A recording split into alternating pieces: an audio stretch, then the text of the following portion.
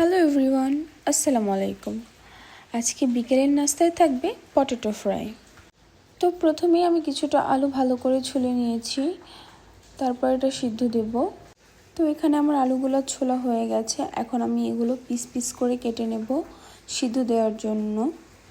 বিকেলের দিকে কিছু না কিছু একটা খেতে ইচ্ছে করে, তো এটা অনেক সহজ একটা রেসিপি, আপনারা চাইলে এটা বানাতে পারেন।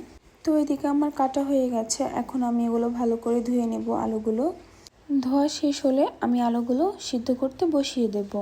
আলুটা ভালো করে সিদ্ধ করতে হবে, না হলে কিন্তু পটেটো ফ্রাইটা হবে না। সিদ্ধ করার শেষে আমি গ্রেটার দিয়ে ভালো করে ম্যাশ করে নিচ্ছি। আলুগুলো ম্যাশ করা হয়ে গেলে তার ভিতর দিয়ে দিচ্ছি কর্নফ্লাওয়ার পরিমাণ মতো, আর দিয়েছি চিলি ফ্লেক্স, লবণ আর কিছুটা ধনিয়া গুঁড়া। তারপর ভালো করে মাখিয়ে নেব। ভালো করে মাখিয়ে নিয়েছি যাতে জিনিসটা খেতে ভালো লাগে। তারপর একটা প্লেটের মধ্যে একটু তেল ব্রাশ করে নিলাম, তারপর আলুর ডোটা ওখানে দিয়ে দিলাম। তারপর আমি একটা স্কোয়ার শেপ করে নেব। আমার কাজ এখানেই শেষ। এখন আমি এটা ডিপ ফ্রিজে রেখে দেব 10 মিনিটের জন্য, যাতে সেট হয়ে যায়। তো আমি 10 মিনিট পর এটা ফ্রিজ থেকে বের করে নিচ্ছি। এখন আমি এটাকে পিস পিস করে নেব ভাজার জন্য। তো এটা আমি লম্বা লম্বা করেই কেটে নিলাম, দেখতে একদম ফ্রেঞ্চ ফ্রাইয়ের মতোই হবে, কিন্তু একটু লম্বা লম্বা হবে।